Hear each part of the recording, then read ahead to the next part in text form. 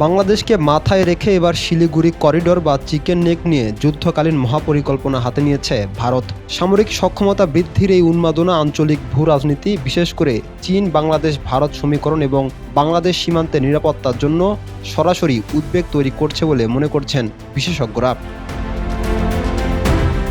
এদিকে ভারতীয় বিশেষজ্ঞদের মতে চীনের সঙ্গে বাংলাদেশের কৌশলগত যে কোনো চুক্তি ভারতের নিরাপত্তার জন্য হুমকি হতে পারে।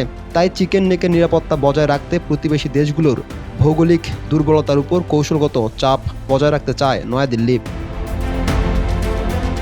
জানা গেছে, শিলিগুড়ি করিডোর রক্ষায় ভারত সরকার বাংলাদেশ সীমান্ত ঘেঁষা 4টি পুরনো বিমান ঘাঁটি পুনরায় সক্রিয় করার পাশাপাশি একটি বিমানবন্দর আধুনিকায়নের উদ্যোগ নিয়েছে, যা এই অঞ্চলের গভীর উদ্বেগ তৈরি করেছে। আবার ভবিষ্যৎ যুদ্ধের আধুনিক কৌশল মাথায় রেখে শিলিগুড়ি করিডোরের নিচ দিয়ে একটি ভূগর্ভস্থ রেললাইন নির্মাণের পরিকল্পনা করেছে ভারত।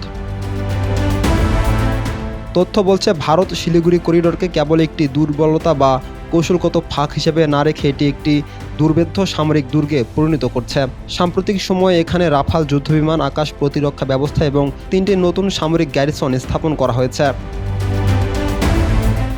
বিশ্লেষকদের মতে ভারতের মূল ভয় হলো চীনের সাথে কোনো সংঘাত হলে সেভেন সিস্টার্স যদি মূল ভূখণ্ড থেকে বিচ্ছিন্ন হয়ে যায় তবে তাদের প্রতিরক্ষা ব্যবস্থা ভেঙে পড়বে। সেই ভয় থেকে তারা এই করিডোরের সামরিক ঘাঁটি শক্তিশালী করছে।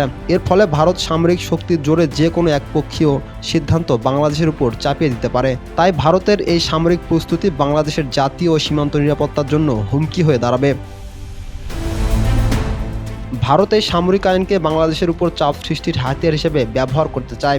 বাংলাদেশ যেন কখনো ভারতের কৌশলগত স্বার্থের বাইরে গিয়ে চীন বা অন্য কোনো শক্তির সাথে গভীর সামরিক জোটে না জড়ায়, এটি তারই আগাম বার্তা।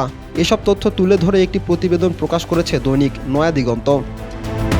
রাকিব হাসান, ইত্তেফাক নিউজ।